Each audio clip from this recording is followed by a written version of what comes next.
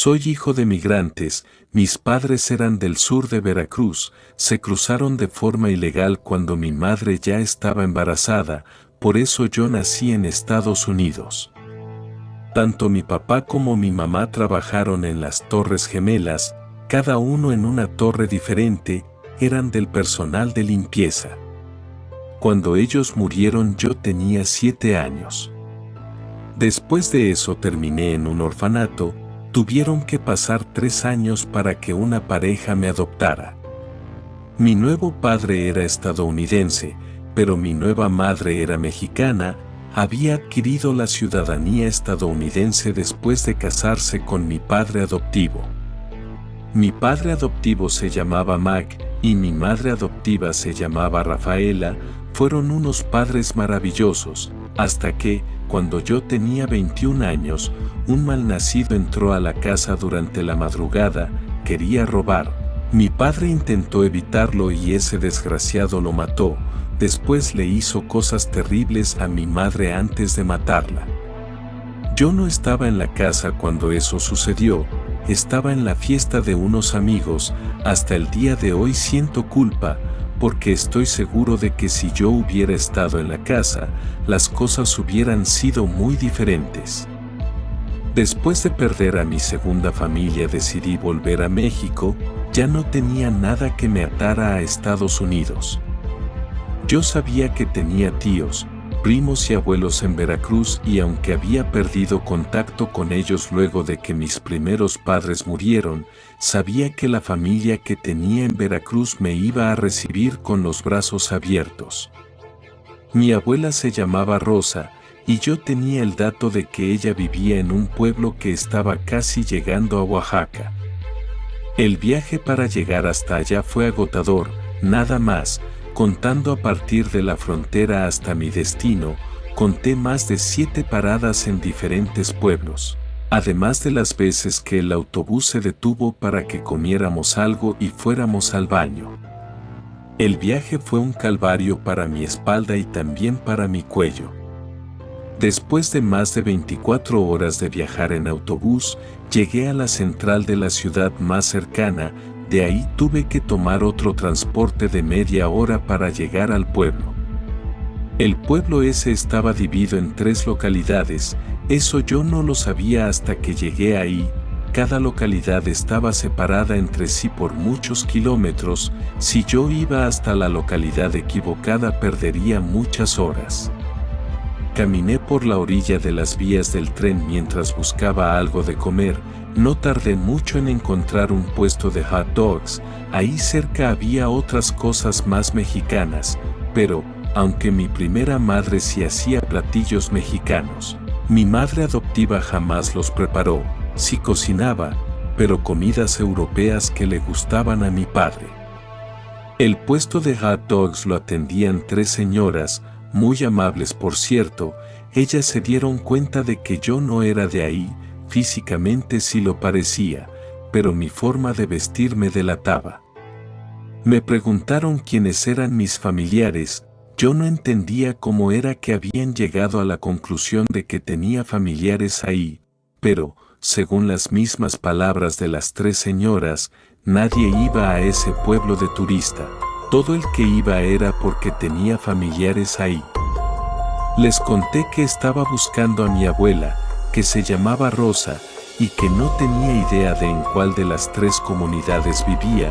Afortunadamente una de ellas conocía a mi abuela. Al parecer era la única mujer que se llamaba Rosa y que tenía un nieto que había nacido en Estados Unidos. Esa señora me explicó cómo llegar, entonces, después de terminarme mi hot dog, caminé hasta un puente que me permitía cruzar las vías del tren. Ya estando del otro lado pedí un taxi y ese taxi me dejó en el Panteón, porque, debido a las pésimas condiciones de las calles, no podía dejarme en la casa de mi abuela. Afortunadamente la casa de mi abuela no estaba tan lejos del cementerio, eran tan solo 2 cuadras.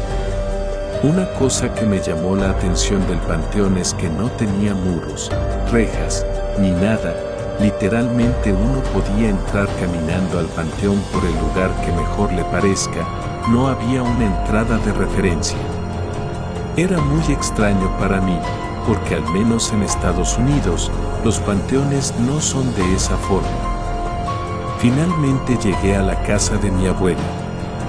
Resulta que en realidad había 3 casas, el terreno de mi abuela era gigantesco, abarcaba la mitad de toda la cuadra, la casa principal era la que estaba al frente, de color naranja, pero no había puerta para entrar desde la banqueta, entonces entré por el portón que estaba abierto. Caminé por el patio, ahí fue que vi que al fondo del terreno había 2 casas más y un corral donde tenía animales.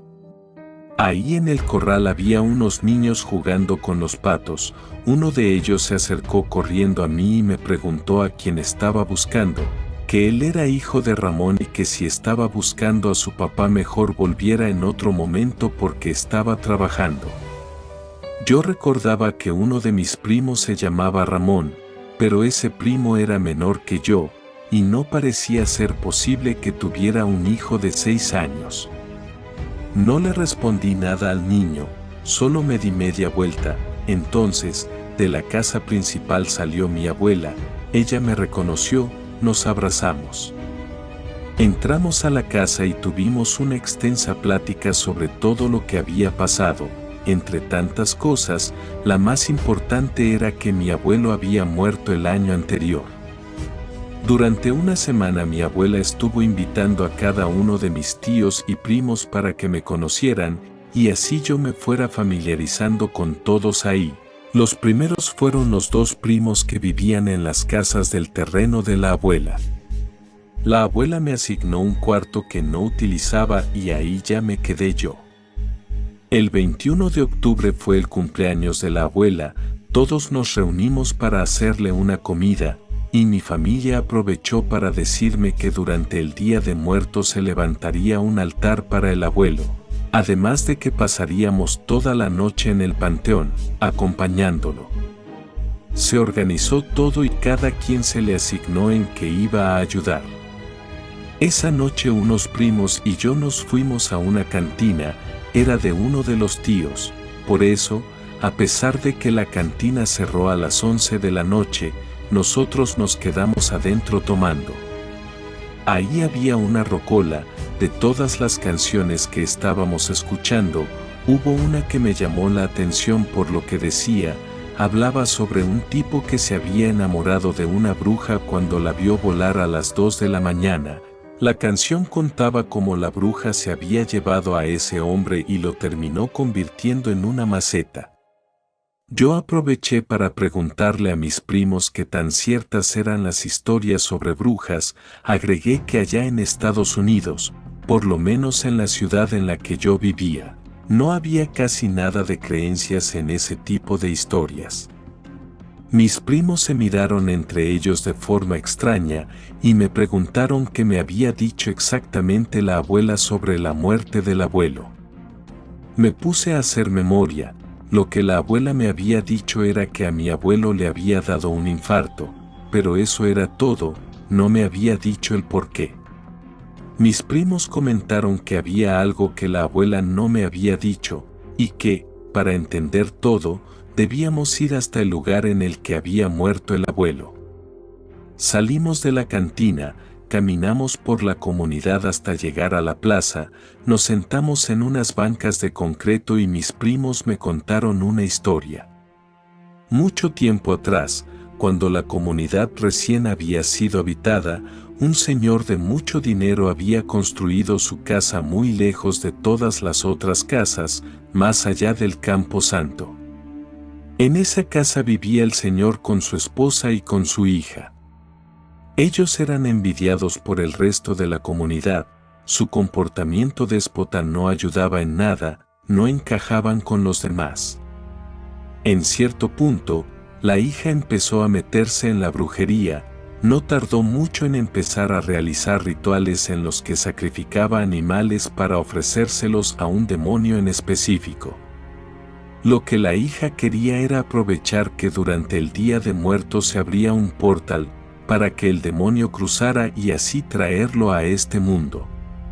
pero al parecer el sacrificio de simples animales no iba a funcionar para lograr su objetivo, por eso empezó a ofrecerle sacrificios humanos a ese demonio. Comenzó con una viejita que vivía sola, después quiso hacer lo mismo con una niña, pero esa niña tenía un perro muy fuerte y muy bravo, y, cuando al dar la medianoche del Día de Muertos, la niña no volvió a su casa, los padres soltaron al perro y le ordenaron que encontrara a la niña. Ese perro llegó hasta el patio de la familia de dinero, ahí la muchacha estaba en medio de un ritual, el demonio ya había sido invocado y solo le faltaba poseer el cuerpo de la niña para poder encarnar hacia este mundo. El perro, tratando de salvar a la niña, se abalanzó brutalmente contra la joven bruja. Ella intentó lanzar un hechizo contra el animal, pero perdió el control y lo que ocasionó fue que su alma se intercambiara con la del perro.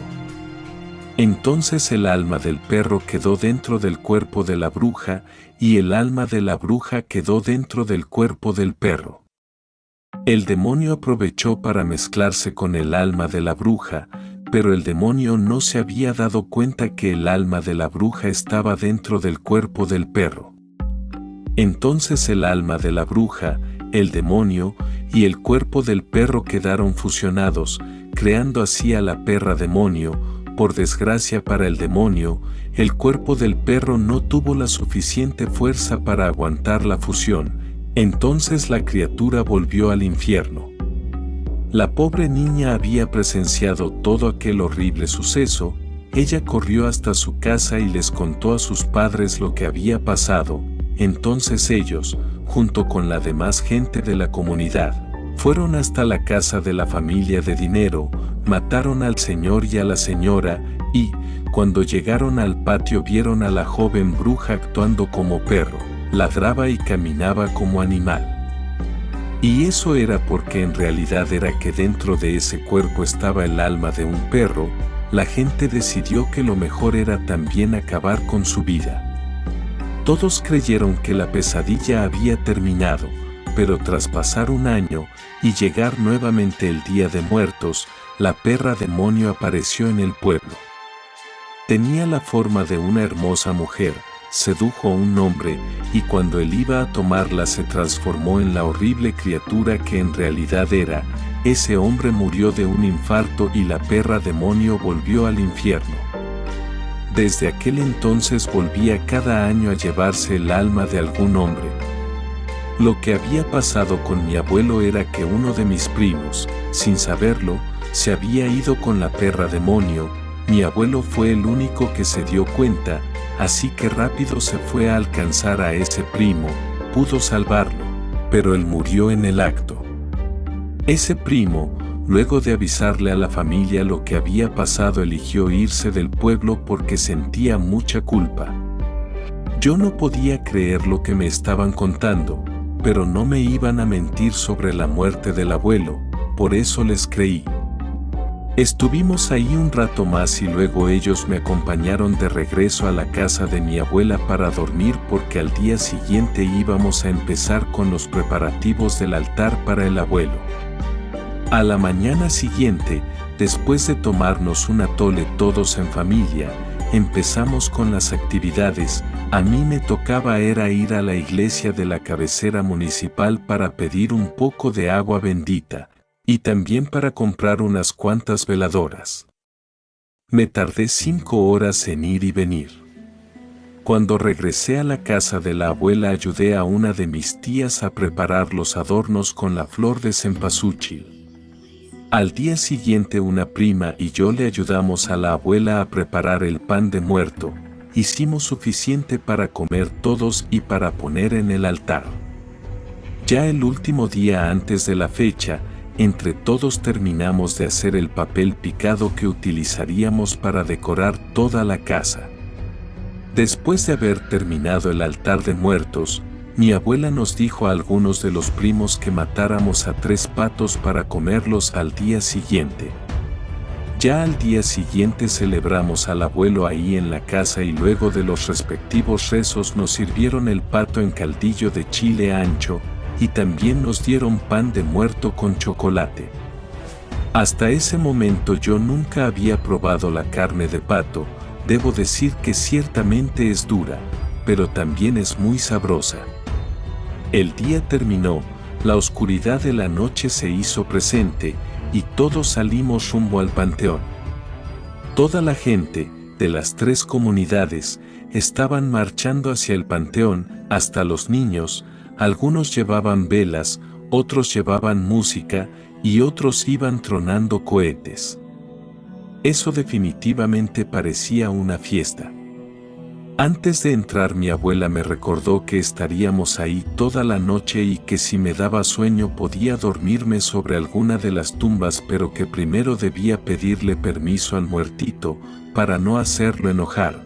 Claro que también debía asegurarme que la familia del difunto no estuviera ahí con él. Eso se me hizo raro, pero, después de todo, cualquier tradición que ahí tuvieran para mí era algo completamente nuevo y desconocido. Si en realidad estaba considerando quedarme ahí a vivir, tendría que adaptarme a su forma de vivir y la manera en que entendían el mundo. Con el pasar de las horas iba llegando cada vez más gente, también llegaron puestos ambulantes y una banda de música a la que le podías pagar para que interpretara una canción para uno de los difuntos. Para la medianoche el campo santo ya estaba lleno de gente, había personas por todas partes, había mesas para sentarse a cenar, había bocinas con micrófonos en las que la gente estaba cantando. Abundaba el alcohol, sin mencionar que los perros y los niños estaban jugando y corriendo entre las tumbas. Era raro ver eso, fue un choque cultural muy fuerte para mí. Todo el cementerio estaba iluminado, todo menos un sitio, al centro del cementerio, rodeado por las tumbas y por la fiesta que había, se encontraba una especie de cama hecha de cemento. Nadie se acercaba y por alguna razón la luz rodeaba el sitio, ahí estaba completamente oscuro. Traté de ignorarlo, pero entre que platicaba con mi familia, me tomaba una cerveza o iba por un taco, no podía evitar voltear a ver ese oscuro lugar. Como a las 2:30 de la madrugada comenzó a darme un poco de sueño, yo era el único pues todos seguían bien despiertos y con energía. Entonces, para evitar dormirme decidí ir a dar una vuelta por el panteón. Mientras caminaba, sin querer puse un pie encima de una de las tumbas. En cuanto me di cuenta retrocedí rápidamente, volteé a todos lados para asegurarme que nadie me hubiera visto, y entonces, mientras observaba a mi alrededor, a lo lejos vi a una muchacha de piel blanca, llevaba un ajustado vestido rojo, tenía el cabello largo y suelto. Ella me vio y me sonrió, luego comenzó a caminar alejándose de la gente. Yo decidí seguirla. En ese instante no me di cuenta, pero ella estaba yendo en dirección de aquel oscuro lugar que yo había visto antes. Se me perdió por un segundo, pero tras buscarla la vi sentada en la cama de concreto. Me abrí paso entre las tumbas y llegué hasta donde estaba ella sentada. Me senté del otro lado de la cama de concreto, no podía dejar de mirarla, y ella lo sabía, se acomodaba para mejorar mi vista. Le hablé, pero no me respondió, solo volteó a verme con sus increíbles ojos de color miel y me sonrió. Entonces decidí acercarme un poco. Yo estaba oliendo su cabello, apenas la iba a tomar de la cintura, cuando escuché que dijeron mi nombre.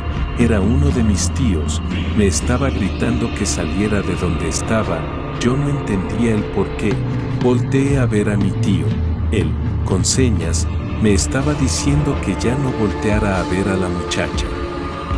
Yo, de todos modos, decidí voltear a verla y ella me estaba viendo. Pero en ese momento se empezó a transformar en un horrible monstruo, su piel empezó a adquirir un color azulado, la nariz se le empezó a desprender de la cara. Ella se puso de pie, entonces, su ajustado vestido rojo resbaló de su cuerpo dejando a la vista un montón de huesos, carne expuesta y pelaje como de un perro sucio. Me asusté y salí corriendo hacia donde estaba mi tío. Me llevó de regreso a donde estaban todos y me sirvió un trago de tequila.